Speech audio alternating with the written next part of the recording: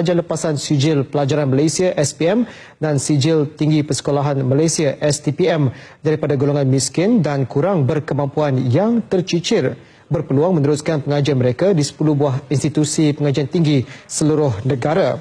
Perdana Menteri turut menyaksikan majlis penandatangani perjanjian di antara Sekretariat Jelajah Pendidikan Bumiputera 2016 dengan rakan strategik yang terdiri dari institusi pengajian tinggi terlibat. Boleh berharap dengan adanya inisiatif seumpama ini, anak-anak golongan miskin dan kurang berkemampuan dapat merasai aspirasi kerajaan dalam usaha memberi pendidikan sempurna untuk meningkatkan taraf kehidupan rakyat.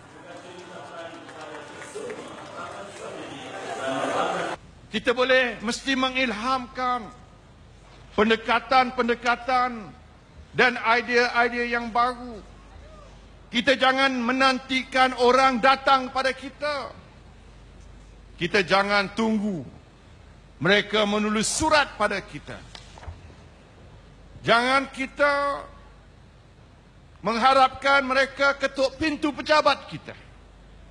Tetapi kita mesti menggerakkan jentera kita pada setiap pelusuk, setiap rantau, di setiap ceruk dalam negara kita. Selagi ada seorang insan yang ingin belajar, ingin berjaya, insan itu mesti diberi peluang. Perdana Menteri turut melepaskan konvoi jelajah pendidikan Bumiputera yang akan bergerak ke 52 kawasan parlimen terpilih selama 2 bulan yang disertai 500 sukarelawan.